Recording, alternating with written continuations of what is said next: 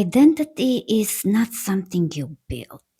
It's something you find under the whole pile of nonsense you were handed. We're all told to find yourself, build yourself, reinvent yourself. New year, new me, right? Meanwhile, society hands us our personality like an IKEA furniture, flat packed, badly labeled, and missing three screws. And we're all supposed to assemble that with emotional duct tape. Here's the plot twist: what you actually assemble from what society gave you, it's not a personality. It's more like a survival software. Most of what we call me is not actually an identity. It's an outfit we put on at around age 5 and never took off. We sometimes change accessories. That's where we learned how to be lovable, how to be quiet, how to be helpful, how to be impressive, how to be chill, and how to be absolutely exhausting. And all of those worked beautifully when we were small, terrified, and financially and emotionally dependent on unpredictable giants. But then the mind does something very sneaky. Instead of saying, "This is how we learn to survive," it starts saying, "This is who I am."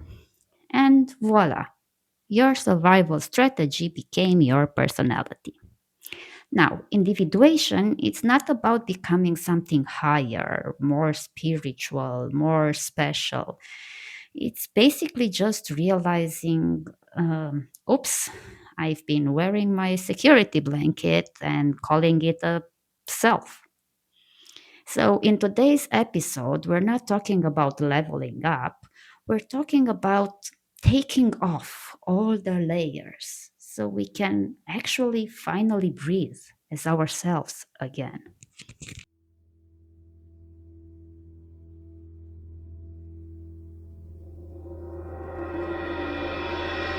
Life has no inherent meaning. If meaning is not assigned by you, it will be assigned by the system. Welcome to Meta Monday. Let's start with the most basic fact about being human. Your nervous system is not wired for truth, simply. It's not wired for absolute truth. Your nervous system is usually most interested in staying alive. So, from the first day you were born, your body is constantly asking, is this safe? Is it safe to cry? Is it safe to need? Is it safe to be loud? Is it safe to be angry? Is it safe to take up space? And based on the answers we get from our environment to these questions, we learn how to behave. Some of us learn to be agreeable.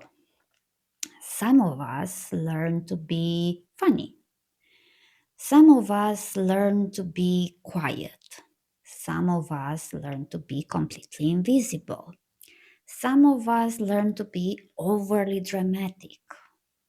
And some of us learned to be aggressive. Some of us learn to be super competent, while some of us learned to be helpless. None of that is who you actually are. They are all just your childhood safety strategy. But then your ego and your mind got involved, and it created a terrible, terrible branding campaign. It took all this survival strategy and it turned it into this is who I am. So instead of I learn to please in order to stay safe, I'm a people pleaser. Instead of I hid because visibility was dangerous or it hurt me, we get to I'm naturally shy. Instead of I learned to fight because there was no protection, we get the I'm just an aggressive person. Everything is turned into a branding identity. It's turned into absolute truth. And that's how survival becomes identity. And once that becomes fixed, we kind of stop asking, what does this moment of my life require of me? And we start asking, how do I stay coherent to the story? But you don't owe the past version of you, the future version of you, a present version of you that makes sense according to your past. You don't owe future you continuity. This is where we get stuck. We think we owe the future continuity based on how we learned to survive in the past.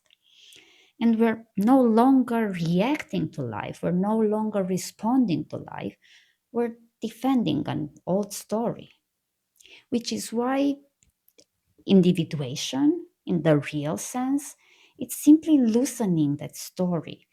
Not to delete it, not to burn it down, but just to realize this isn't me. This is my old safety protocol. Think of it like an outdated system working on a fully competent new hardware. You're not broken, you're just running Windows 95 in 2026. You're just operating on systems and lessons that you outgrew long ago and never decided to check back in again. This is why identity feels fixed. This is why identity feels coherent because we're maintaining the coherence. But if identity was truly fixed, you wouldn't be acting differently with everyone in your life, with your boss, with your mother, with your partner, with your kids, with the grocery clerk, with your therapist. But you do, don't you? You act differently with every single one of these people. With your boss, you're calm and polite and collected. With your partner, you're loving and maybe a bit more reactive. With your kids, you're gentle and reassuring and soft. And with strangers, you're slightly guarded and distant. So, which one of this is you? Which one exactly from all of these versions is you? So, see, what we call me, what we call identity, is just how I react under different levels of threat. That's why when we start inner work, it's not about fixing yourself, it's about lowering the threat level, lowering the fear within you. So your real self can come out without having a panic. Attachment at the beginning made you behave in a certain way because as children, we don't ask naturally, who am I authentically? We ask, how do I stay connected? How do I belong to these people? Because the adults that are responsible for our care are big and scary in comparison. So we shape ourselves around belonging. We define ourselves based on their reactions, not based on our inner true essence. That's why sometimes we agree when we don't want to. We swallow our truth. We over explain or under explain or over function or under function or emotionally escalate or emotionally shut down, become reactive, become retreat. The key question isn't, is this bad to do?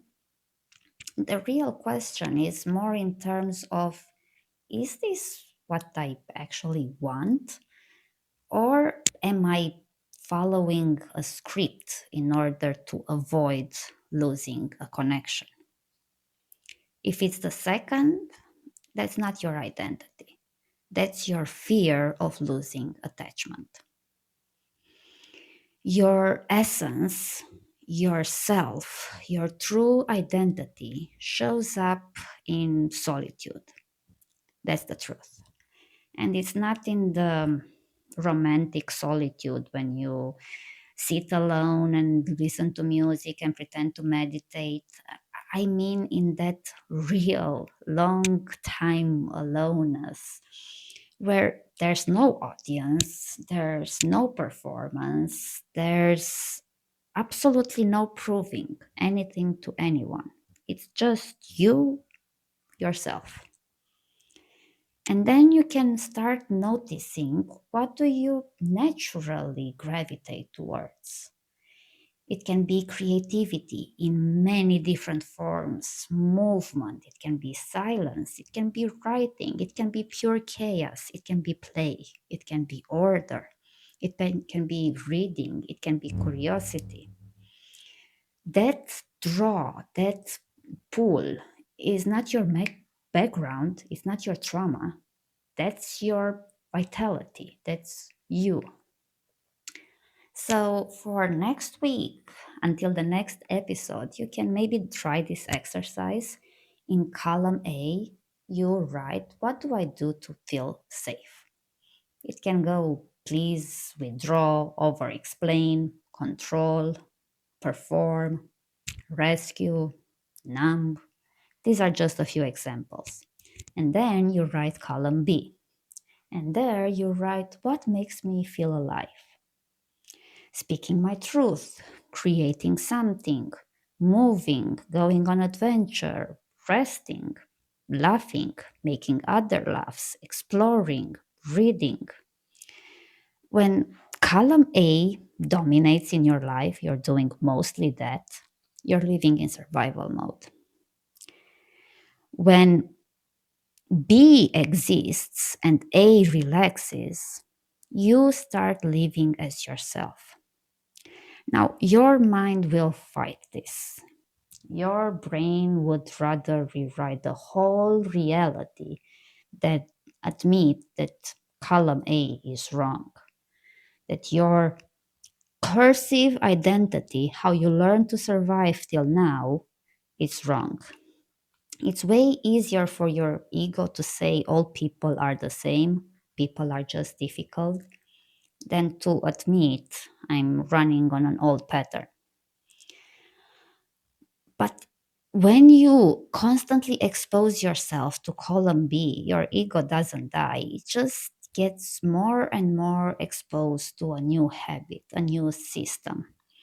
And it starts landing that you're actually safe to express yourself. And identity was never something you had to build. You were never some sort of blank canvas needing improvements, needing a paintbrush. You are a living sculpture. And just like Michelangelo say, I didn't, David was already there. I just took out the parts that weren't him. So individuation is just slowly chiseling out what's not you. Not to become elevated, not to ascend, not to become different, but just to stop acting like you're a scared 5-year-old. You're a grown up in a grown adult body that can express all of themselves freely. You don't need to reinvent yourself, you just need a little bit less fear. And when that little bit of fear drops, little by little, what remains, it's already you.